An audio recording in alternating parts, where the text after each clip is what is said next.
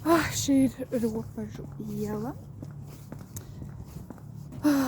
Jā, un es tā eju un domāju. Šī ir iela un tāds rajončiks, kur mana omīte, mūsu omīte dzīvoja. Manas ģimenes omīte. Un, jā, viņa jau ir devusies mūžībā.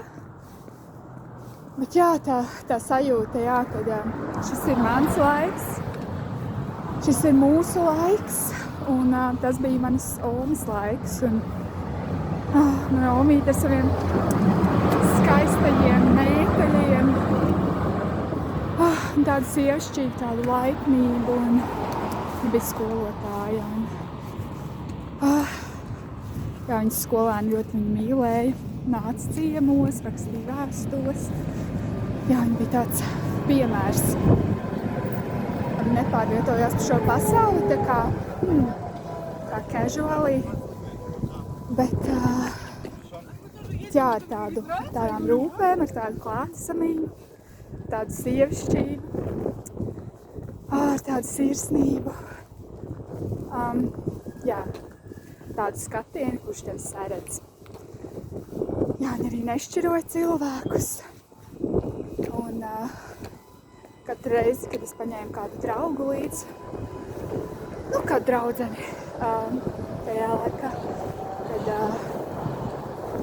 omīte vienmēr man deva kaut kāpēc naudiņu, un viņa vienmēr tieši tāpat arī iedeva manai draudzenei, nešķirojot. Es viņai vienmēr teicu, lai viņa pieņem tā.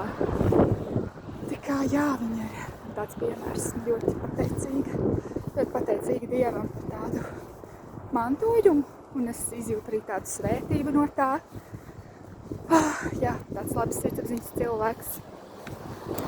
Kā jā, par ko tu esi pateicīgs, vai tu esi kādreiz saticis savā dzīvē?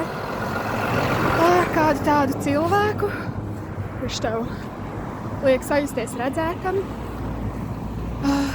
nešķirotam, vērtīgam. Es ticu, ka tāda ir arī Jēzus sirds. Dažreiz es bieži vien sūdzos kaut ko Dievam. Tas cilvēks ir tāds un tā, un vispār, un es nesaņemu šo, un draudzē es nesaņemu šo. Un ja es vienmēr tā paklausos, ko Dievs teiks, tad gandrīz vienmēr viņa atbilde ir bijusi: esi tu tā. Esi tu pirmā. To, ko tu gribi saņemt, esi tu tā. Saredz cilvēkus, mīli. Attiecies pret šo laiku. Tā it kā tu esi radīts šim laikam. Jā.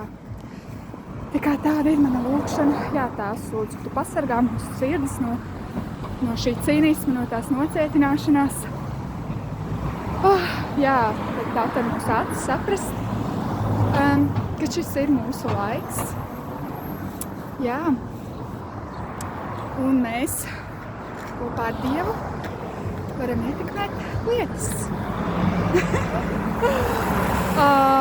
Rītīgi forši.